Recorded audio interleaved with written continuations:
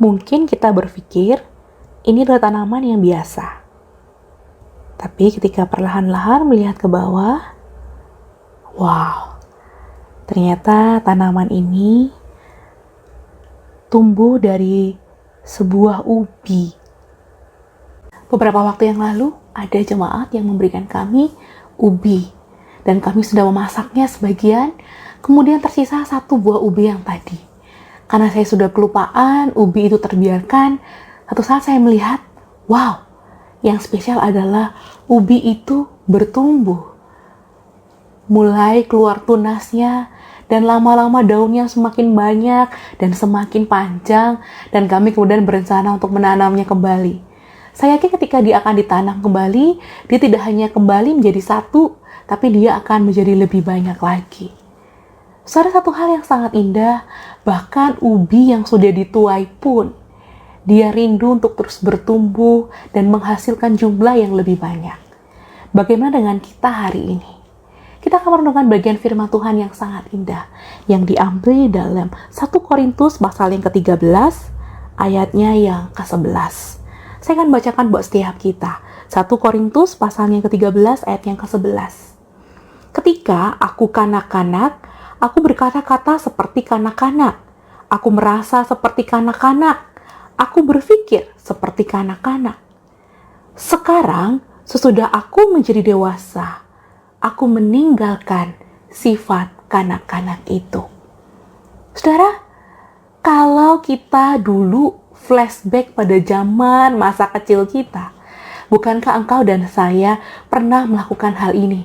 Ya, suatu ketika kita pergi ke rak sepatu dan kita melihat, kalau saya karena saya perempuan, saya lihat sepatu mama saya dan saya coba pakai sepatu mama saya yang bunyinya cetok, cetok, cetok gitu ya.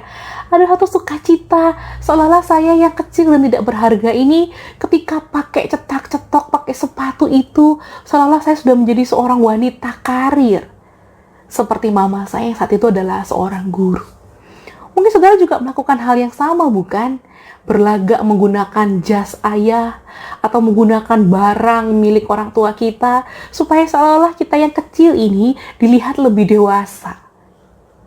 Tapi semakin kesini gitu ya, kita semakin berpikiran untuk menjadi anak kecil lagi, bukan?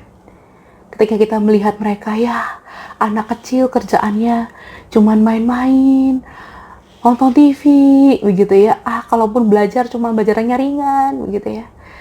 Seringkali kita tergoda untuk balikin lagi dong, pengen balik seperti anak kecil lagi. Ya, saudara, suatu hal yang terbalik, bukan? Sedangkan di dalam kekristenan, di dalam perjalanan kita sebagai murid Kristus, Tuhan ingin sebuah progres yang jelas. Tuhan tidak ingin kita berhenti atau berjalan di tempat. Tuhan ingin kita mengalami sebuah proses pendewasaan demi pendewasaan. Bertumbuh sedikit demi sedikit. Seperti layaknya pohon anggur yang kita tahu. Dia selalu dibersihkan. Ketika ada ranting-ranting yang kering, daun-daun kering, dia dibersihkan. Bahkan ketika ada cabang-cabang tidak baik, harus dipotong, dibereskan, supaya dia boleh terus bertumbuh dan terus menghasilkan buah. Saudara, bagaimana dengan kita hari ini? Sampai di mana proses pendewasaan kita hari ini? Firman Tuhan hari ini mengingatkan kita, ketika aku kanak-kanak, aku tuh berkata-kata seperti kanak-kanak. Seperti anak-anak yang polos, yang ceplas-ceplos, nggak mikir dulu, yang penting ngomong dulu, dan seringkali menyakiti, yaitu masa kanak-kanak. Aku merasa seperti kanak-kanak, karakter kita, sifat egois kita, nggak mau kalah kita. Seperti kanak-kanak.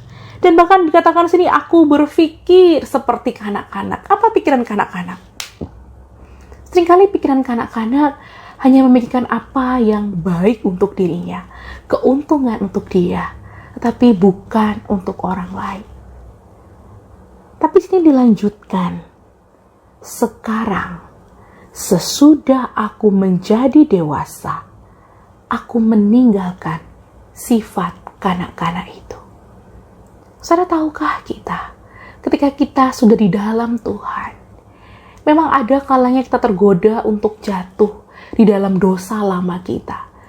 Tapi bukankah ada Roh Kudus yang senantiasa mengingatkan kita, menegur kita, dan kemudian kembali menyucikan kita, ayo bangkit lagi.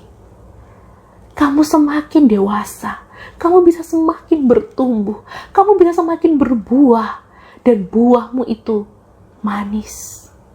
Ingat, engkau bukan lagi kanak-kanak.